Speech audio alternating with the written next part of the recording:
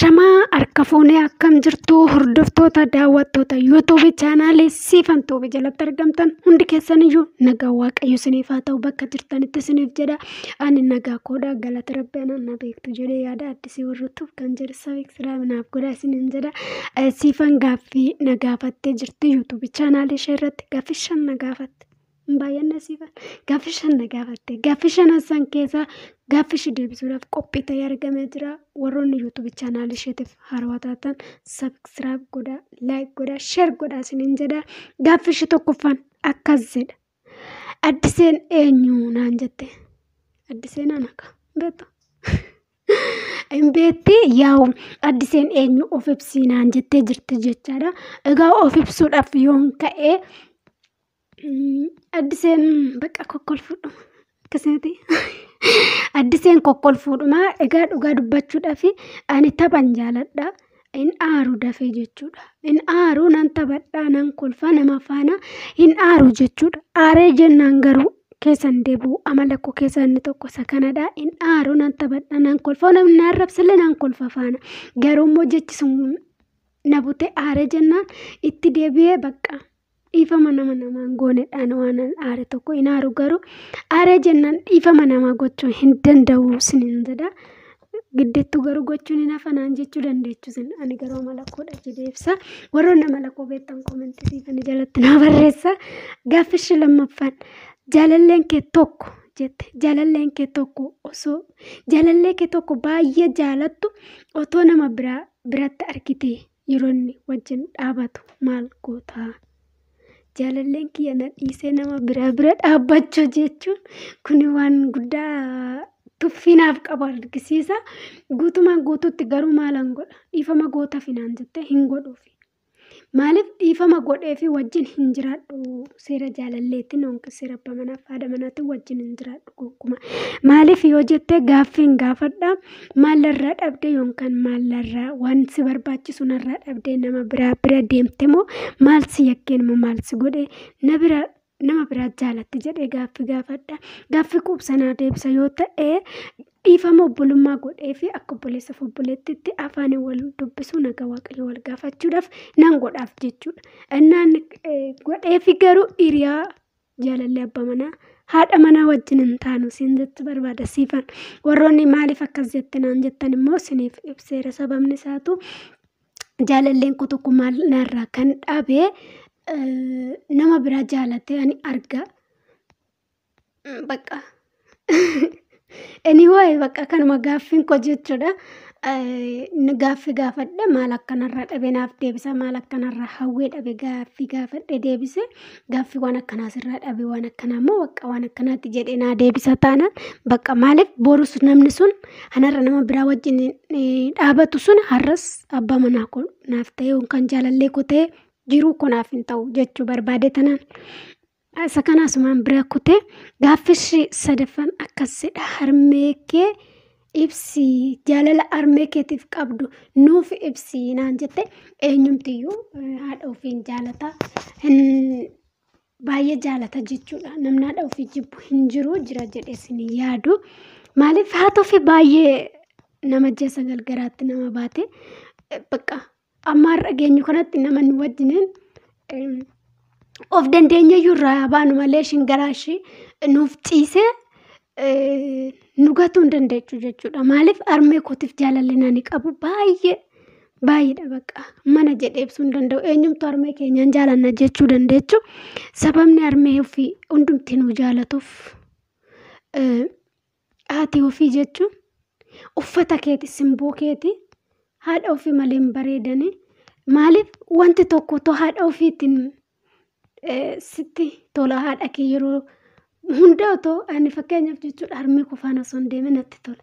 Amma kanallee jechuudha osoo hin galee guyyaa tokko harmee koo faana karaa deemaa wanta akkasiin hawwa. Maaliif haadha ofii simboo ofiiti uffata ofiiti haati ofii uffata bareedu maraxannee bitanna garuu haati keenya uffata nutti caalti isiniin jechuu barbaade. Haati kiyya anaaf ammana jedhee jaalala harmee kootiif qabu ibsee fixuu hin danda'u dhugaa. Maaliif baay'een jaaladha gatii ta'eef harmee koo ani humna kootii olitti garuu abbaa kunan jaaladha ture abbaa kunan jaaladha. Garuu haatoo fi iddoo kamittiyyuu shamara bichaadhaaf osoo hin taane dhiiraaf illee haatoo fi simboo isaati.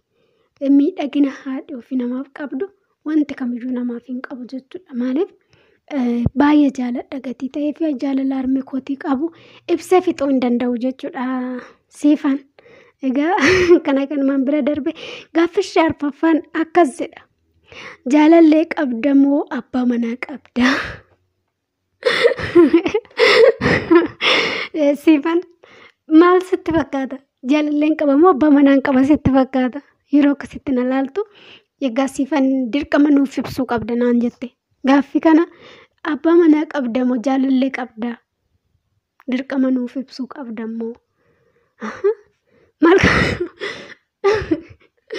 mee warroonni koomentii jalatti na barreessame waan jettan egaa waan maal jedhe wayyame abbaa manaan qaba moo jaalalleen qaba yoon jedhe wayya ani garuu sifannatti baay'iste gaaffiin kun natti ulfaate qabaadhaa fi hin qabu qabas yoon jedhe immoo sobee hin ta'u gatii ta'ee fi ammaaf abbaa manaa hin qabu.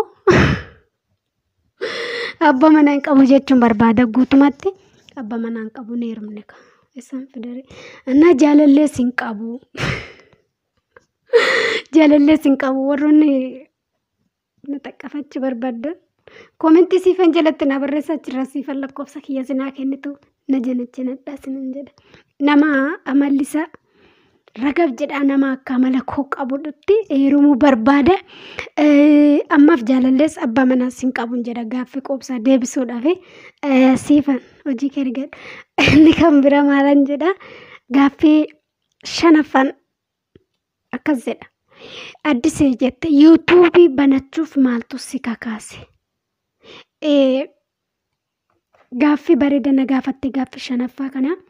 Yaadan qabu akkan ibsadhu na gaafatte yuutuubii banachuuf wanti na kakaase dhugaa dubbachuudhaaf hawwii yuutuubii osuma hin qabuuti hawwii yuutuubii banachuu nan qaba ture keessuma kootti nan qabu too wanta adda ijoollee barsiisee beekumsa hin qabu tokko too isaanii qoodee akkuma isaan irraa beekumsa fudhu waan ani beeku isaan hin beekani waan isaan beekan ani hin beeku waan hin jedhu na kakaasa ture innaa dhugaa dubbachuuf bara 2019 keessa 1910 keessa natti fakkaata waan akkasitti yeroo beekishawufa shimeemaaniifa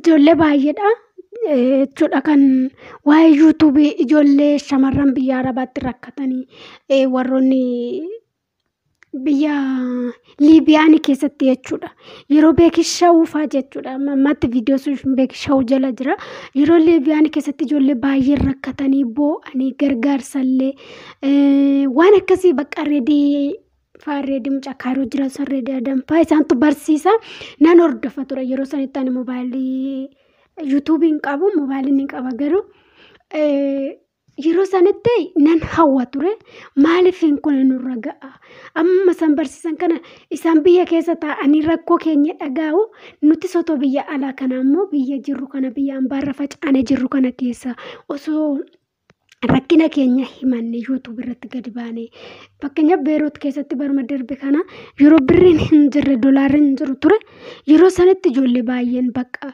akka sanitti karaa keessa galullee dhabne ijoollee baay'een karaa irratti gatame yeroo sanitti kun osoo yuutuubii banadhe ijoollee keenya akka kanaan rakkatan sagalee ta'eefi otoonan sagalee namaaf ta'e boru sama deebi'ee sagalee naaf ta'a yuutuub irratti otoo na arganii sooshaal miidiyaatti gadi baane nama baay'eetu nu arga kanaafan yuutuubii banadhisiin jechuu barbaada siifa maaliif sagalee waliif ta'u leevii waraabuun siyaati guuttachuuf yookaan egaa hojjechuun keenya noollee faayidaas argachuu qabna jenne leevii waraabna siyaatiidhaaf jechuudha malee sagalee waliif akka taanuuf yuutuubii banadhisiin jechuu barbaada maaliif kanuma keessa yuutuubii osoo bananne maaliif sagalee waliif ta'uun hin jira nama ofii keetii otoo rakkattee jechuudha. Liivii otoo namatti bilbilachuu hanqattee iyyuu daftee otoo liivii seente namni si dhaqqaba jechuudha. Innaa kanaaf yuutuubii banadhee akka obboloota koo gargaaruuf sagalee akka waliif taanuu fi yuutuubii banadhe. Maaliif xiqqoo barsiisee jira. Yuutuubii koo gara jalqabaarra barumsi hin jira jechuudha. Ammaaf xiqqoo natti toluu didee hojiin natti baay'ate. Egaa hojii biyya ormaa hundi keenya iyyuu waan beeknuuf gatii hojiin natti baay'ateef malee viidiyoo baay'ee karoora kan hin qabu barumsa barsiisuudhaaf jechuudha. Guutumaan guututti amman beekurraa lammii kootiif qooduudhaaf jechuu barbaadanii namoonni afaan Oromoo dhagaan hundiyyuu irraa baratu jechuu barbaade tananis hin jedha. Wanti yuutuubii banadhee fi gaaffii shanan xumuree jira. Dhaggeeffattoonni daawwattoonni yuutuubii chaanaalii siifan turtii guddaa nu wajjin gochuu keessaniif baay'ee sin galateeffadha. Warroonni amma dhuma viidiyoo koonyatti nu wajjiniin turtan galatoomaa onnee korraa sin jaaladha sin kabajaa siifan tuubii sheer laayik gochuu hin dagatinaa. Viidiyoon keenya yoo isinitti tole koomentii jalatti nu barreessaa isiniin jedha. Baay'ee nagaa naaf turaa isiniin jechuu barbaada.